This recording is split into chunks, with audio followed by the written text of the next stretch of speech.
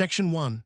A new foreign policy without guardrails. The conversation opens with a sustained attempt to make sense of the Trump administration's strike on Iran and the broader collapse of the post-war foreign policy framework. The guest argues that the older rules-based order is effectively over. He points to a November national security strategy that had described Iran as already degraded and framed the situation as a win, which made the later military action feel abrupt and paradigm-shifting. In his view, this is not simply another policy adjustment, but the emergence of a new style of American statecraft, far less institutional, far less constrained by Congress, the UN, or established think tank consensus, and much more centered on presidential impulse and leverage. The host keeps returning to a basic question: what exactly was the point? He says the Iran strike appears to betray Trump's campaign rhetoric about avoiding stupid, senseless wars. The guest replies that Trump has always opposed endless wars, not all wars, but he also admits that this distinction offers little comfort if a new conflict expands. The host invokes Donald Rumsfeld's early Iraq promises of a short war, noting that nearly every intervention begins with assurances it will not become a quagmire. The guest does not deny the risk. Instead, he suggests Trump may simply be acting from impatience, concluding that negotiations were not producing concessions and deciding to replace the person he was negotiating with, metaphorically or literally. A central theme is presidential autonomy. The guest repeatedly insists that Trump appears unusually independent, even by presidential standards. He notes that Elon Musk reportedly spent around $250 million supporting Trump, yet Trump still did not restore an electric vehicle tax credit Musk wanted. For the guest, that suggests Trump is not being steered by donors, Russians, or even Israel in any. Section 2. Regime change, deterrence, and the fear of endless war. From that opening, the discussion widens into the logic of regime change and whether the United States is now operating with a doctrine of coercive disruption rather than nation-building. The guest contrasts current actions in Iran and Venezuela with earlier American interventions. He says he initially criticized the Venezuela move because he assumed Washington would have to run Venezuela if it toppled the regime. Later, he revised that view. The administration, he argues, is not trying to administer or reconstruct these countries. It seems more interested in asserting dominance, extracting concessions, or destabilizing leadership than in taking responsibility for the aftermath. The host remains unconvinced that this makes the strategy any less reckless.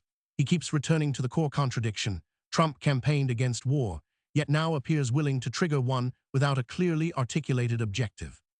The guest answers with an unsettling interpretation. The administration may not care much about long-term regime outcomes. It may simply believe that repeated demonstrations of force serve American interests, even if they do not produce stable political settlements. He summarizes the attitude as something like, "We have leverage over you, and we're going to use it." Iran's nuclear program becomes the focal point for this debate. The guest says he does not doubt that Iran wants a nuclear weapon and notes that, under international law, Iran has rights to civilian nuclear energy and associated enrichment infrastructure. Trump, he argues, has long rejected the Obama-era approach of tolerating limited enrichment in exchange for monitoring and sanctions relief. He stresses that Trump has criticized that framework for at least a decade. The host agrees that no one wants Iran to have a nuclear weapon other than Iran, but he still questions whether military escalation is. Section 3. The end of the liberal international order. The guest's broader thesis is that 1945 to 2024 now looks like a closed chapter.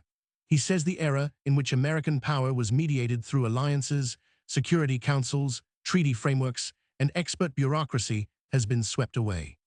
He even cites Canadian Prime Minister Mark Carney as someone who recognized this more clearly than many Americans, arguing that Europe and North America are entering a fundamentally different geopolitical age. The guest treats this as one of the biggest underappreciated facts of the moment, not merely a change in administration, but a rupture in the operating system of global politics. The host presses him on whether this might simply mean the United States is now acting on behalf of someone else's interests, especially Israel's. The guest rejects that reading. He acknowledges that Israel clearly wanted military action, but says the evidence still points to Trump acting as his own decision-maker. He keeps emphasizing the same idea: there is no hidden hand that explains everything. The foreign policy establishment that once absorbed and processed elite consensus has become largely irrelevant under this model. The president is not executing a carefully layered doctrine. He is responding directly to conditions as he sees them, then forcing the rest of the system to adapt. At one point, the guest compares this style to Reagan's challenge to Cold War orthodoxy. As someone who once opposed Reagan from the left, he now says Reagan was right to move beyond simple containment and to make a moral case against communism. That example tempers his anti-interventionist instincts. He argues that some regimes really are evil and that refusing to confront them is not always a virtue. He describes the Iranian regime as so evil and so awful that one can understand. Section 4. AI weapons, nationalism, and the meaning of strength. The talk then shifts from geopolitics to technology, where the host raises another destabilizing force: artificial intelligence powering autonomous weapons. The guest says this is already underway and references growing tensions between AI companies and the Department of Defense. He mentions internal conflict around Anthropic's willingness to work with the military and notes reports that a senior OpenAI figure tied to autonomous weapons recently left the company. The point is not that one company holds the future in its hands, but that military AI is no longer hypothetical. It is now embedded in national strategy. For the guest, this fits neatly into the administration's broader worldview. He describes Trump's governing philosophy as intensely nationalist and integrated. Security strategy, border policy, economic policy, industrial policy, and trade are all part of one unified effort to assert power. In that framework, reluctance is interpreted as managed decline.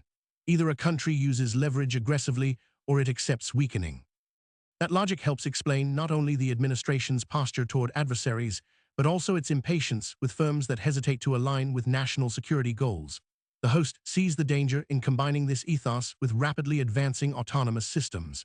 The guest shares the concern, but remains divided. On one side, he says the United States should invest more at home, clean up its own cities, and stop chasing regime change abroad. On the other side, he believes there is something overdue and necessary in explicitly defending the West, its institutions, and liberal values. He faults the Biden administration for opening the border, issuing what he calls a blank check to Ukraine, and ceding too much decision-making to what Curtis Yarvin labels the cathedral, the combined influence of media, think tanks, and academia. That contrast becomes one of. Section 5. Open borders, voting, and the politics of immigration. Immigration becomes the next major front in the conversation, and here the host is especially forceful. He argues that the previous administration's border policy was not just incompetent but strategic. Keep the border open, increase population in blue or swing states, affect the census, create pathways to citizenship, and eventually produce more voters and more congressional seats. He also links the influx to Medicaid fraud and public disillusionment. The guest partly agrees, though with more nuance. He says a New York Times report on Biden's border policy suggested the decision was less a clear master plan than a muddled effort to appease the left, especially progressive immigration groups and Soros-linked institutions. The host frames the scale in dramatic terms. Even the most conservative estimate, he says, was 10 million people over 4 years, 10 Austins worth of arrivals with unclear vetting. The guest agrees that this was politically devastating, but he pushes back on the assumption that importing migrants automatically helps Democrats. He notes that Latino voters do not necessarily line up with the left, and cites Democratic pollster David Shor's argument that if every eligible voter in 2024 had voted, Trump would have won by 3 points rather than 1.5. That statistic lets him make a counterintuitive point. Efforts to restrict voting may not always help Republicans as much as they assume. That leads to a fight over voter ID and mail-in voting. The host argues that California-style resistance to voter ID is indefensible and sees no charitable explanation other than opening the door to fraud. He mocks the progressive argument that poor or black citizens lack identification, pointing to years when IDs were required for vaccination proof, work, flights, and restaurants. The guest personally supports voter ID, but explains. Section 6. ICE raids, Minneapolis, and organized protest from national immigration policy. The discussion drills down into ICE raids and the clashes surrounding them, particularly in Minneapolis. The guest argues that the administration intentionally picked a fight with a radical left-wing city, believing images of activist backlash would strengthen its hand politically. Instead, he says, the operation backfired. The host sees the situation differently. He believes enforcement actions were tied to major fraud investigations involving illegal immigrants, and that protests were organized to derail scrutiny. Both men agree the scenes were chaotic. They focus at length on a man referred to as Alex Freddy or Alex Prey, whose confrontation with ICE became emblematic of the dysfunction. The guest says the man should have been arrested days earlier after carrying a gun and getting into an altercation with police. The host introduces a significant complication. The pistol involved, a Sig Sauer P320, has a widely publicized reputation for accidental discharges. He describes lawsuits, range incidents, and videos showing the gun firing while holstered or manipulated without a trigger pull. From that, he suggests that a discharge during the arrest may have created panic and led officers to shoot the suspect under mistaken assumptions. The guest says multiple mistakes likely occurred, but insists the man's own behavior was reckless as well, kicking out an ICE vehicle's taillight, carrying a concealed firearm, and inserting himself into a tense confrontation. He acknowledges the possibility of suicide by cop, though he stops short of claiming it. The host, meanwhile, is disturbed by footage of an ICE officer shoving a woman and says the officer appeared emotionally out of control. Both agree that poor training is a major problem. They mention that some ICE personnel receive only 7 weeks of training and are reportedly lured by signing. Section 7. Homelessness, NGOs, and the incentive to fail. One of the most developed parts of the exchange centers on homelessness, especially in California. Here the host is unsparing. He describes the issue as an obvious scam, citing figures that have become a refrain in public criticism of the state. Roughly $24 billion spent with little accountability and no clear explanation of where the money went. He argues that if outcomes keep worsening while budgets keep rising, the system is functioning exactly backward. The guest agrees and says the problem is not merely theft, but that money is actively funding policies that make homelessness worse. The guest draws on his book San Francisco Sicko and years of reporting. He says San Francisco was spending somewhere between $100,000 and $120,000 per homeless person per year, not counting state-level funds. In Los Angeles, he says, the annual number may have been closer to $25,000 per person, which he jokes made LA look like a bargain. He insists much of this money goes to permanent supportive housing, a phrase he calls pure propaganda because it is neither permanent nor supportive. In practice, he says, many such placements amount to warehousing addicted or mentally ill people in single-room occupancy units where they continue using drugs and often die. The host's model is straightforward. If organizations are paid to manage homelessness, not eliminate it, then more homelessness means more funding, more salaries, and more career security. He says that if policymakers truly wanted results, they would pay providers according to how many people permanently exit homelessness. The guest pushes further, arguing that the entire system operates with perverse moral assumptions. Service providers often view homeless people exclusively as victims of capitalism and white supremacy, so everything should be given and nothing required. That ethos, Section 8. Can California be saved? After detailing California's failures, the conversation turns to whether the state can recover. The host is pessimistic. He sees California as trapped in a cycle of waste, corruption, and reflexive tax increases.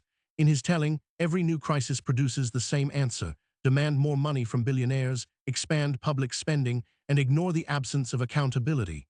The guest is somewhat more hopeful, though not about every city. He says San Francisco is a little better.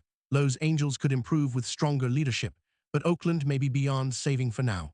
The pair discuss the now viral video of San Francisco's mayor appearing to casually walk away while a security guard gets body slammed by a street agitator. The host reads it as a perfect symbol of urban incompetence. A security guard who does not know how to handle a clinch escalates by shoving someone and then loses control immediately. The guest initially thought the mayor looked detached, but when shown another angle, he concedes the mayor may have been running for help. Even so, both men say the clip works as an accidental metaphor for city governance, confused, reactive, and strangely nonchalant amid obvious disorder. Still, the guest argues California is rescuable. He points to moderate Democrats such as San Jose Mayor Matt Mahan, who is running for governor, and to the possibility of Rick Caruso returning in Los Angeles. He says San Francisco voters are much less radical than the activist ecosystem around them. One figure he cites is especially striking. According to him, 75% of San Francisco voters support arresting people who use fentanyl in public. That is a taboo position in elite progressive circles, but he treats it as evidence that ordinary urban voters are not ideologically aligned with the nonprofit political complex ruling them. Section 9. UFOs, crop circles, and the mystery the government won't resolve in the final stretch. The discussion pivots hard into unidentified aerial phenomena, government secrecy, and spiritual mystery. The guest is enthusiastic about the possibility of more disclosure under Trump, who had reportedly said he wanted UFO files released. He notes that after decades of official indifference or dismissal, blue book, debunking, bureaucratic stonewalling, it is remarkable that a president would even publicly entertain the topic. He also references Barack Obama's earlier comments and Trump's teasing response that Obama may have revealed classified information, suggesting the issue has migrated from fringe territory into mainstream presidential banter. The guest's position is nuanced.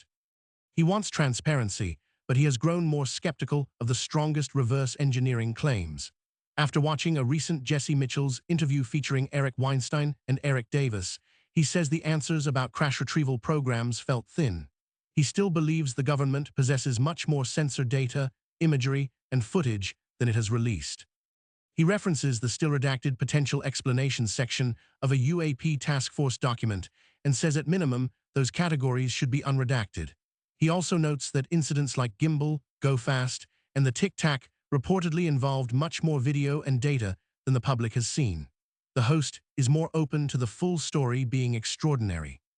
He mentions claims that disclosure has been blocked because it would expose hidden contracting programs, possible fraud, and the misappropriation of classified funds. He also says Elon Musk likely knows more than he admits, simply because of SpaceX's proximity to federal space and defense systems. The guest says someone senior around Musk once gave him a telling answer: Elon's really close with the federal government. A major detour follows into crop circles. The host says he once wanted to dismiss. Section 10. Christianity, meaning, and the Epstein divide. The last major movement of the conversation blends spirituality with one final argument over Jeffrey Epstein. On religion, the tone becomes unexpectedly earnest. The host says he has been going to church for 3 or 4 years, and while he stops short of simple doctrinal certainty, he believes deeply that living according to Jesus' teachings leads to a better life.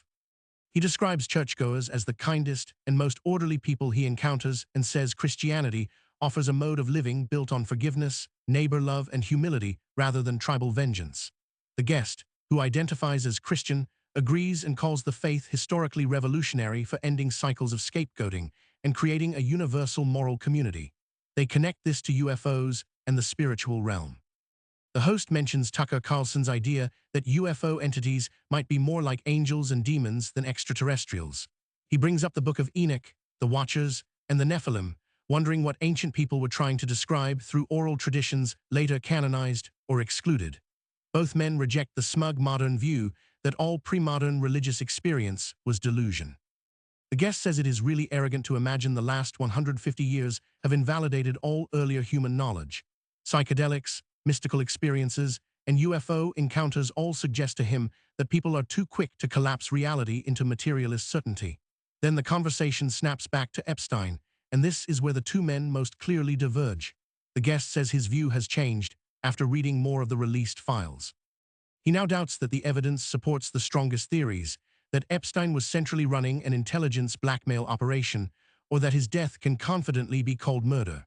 He says the files reveal a manipulative, socially brilliant, deeply perverse fixer.